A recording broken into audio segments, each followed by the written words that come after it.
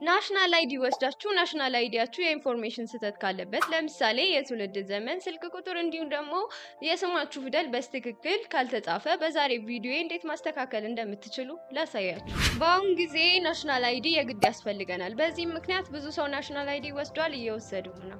ነገር ግን በተደጋጋሚ እየተፈጠረው ያለው ስህተት ናሽናል አይዲ የወሰዱ ሰዎች የተሳሳተ ኢንፎርሜሽን ነው ያላቸው። ይህን ደግሞ ዛሬ እንዴት እንደምናስተካክል አሳያችኋለሁ። ላይክ ፎሎ በማድረግ ይከታተሉ። ናሽናል አይዲያችሁ ላይ ኢንፎርሜሽን ስህተት ካለበት መጀመሪያ ወደ ፕሌይ ስቶር በመሄድ ፋይዳ አይዲ በማለት ሰርች ታደርጋላችሁ። መጀመሪያ ላይ የሚመጣላችሁን አፕ ኢንስቶል በማድረግ ስልካችሁ ላይ ታወርዳላችሁ። አፑን በማውረድ በዚህ ቦታ ላይ የምትጠቀሙትን ቋንቋ ትመርጣላችሁ።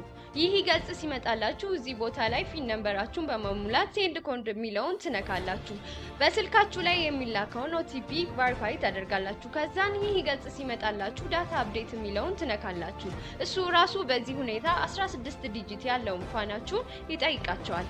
እናንተም ታስገባላችሁ። አሁን ስልክ ቁጥራችሁ ላይ የሚላከውን ኦቲፒ በማስገባት ቨሪፋይ ታደርጋላችሁ።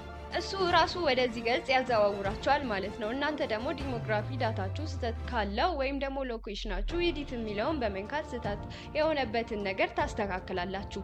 እናንተ ያስተካከላችሁትን ነገር ተቀባይነት የሚያገኘው መታወቂያችሁ፣ ፓስፖርታችሁ፣ ድራይቪንግ ላይሰንስ ወይም ደግሞ እዚህ ጋር ሊስት ከሆኑት አንዱ ሊኖራችሁ ይገባል። ከዛን አፕሎድ ታደርጋላችሁ ማለት ነው። መጨረሻ ላይ ሰሚት ቼንጅ የሚለውን በመንካት ትጨርሳላችሁ። ከዛን ጉዳዩ የሚመለከተው አካል ያስተካክልላችኋል ማለት ነው። ኮሜንት ላይ ያልገባችሁን ነገር ልጠይቁኝ ትችላላችሁ። ይህን ቪዲዮ ሼር በማድረግ ፎሎ በማድረግ ደግሞ እንደዚህ አይነት ቲፕ ማግኘት ትችላላችሁ። ስለተከታተላችሁ እናመሰግናለን።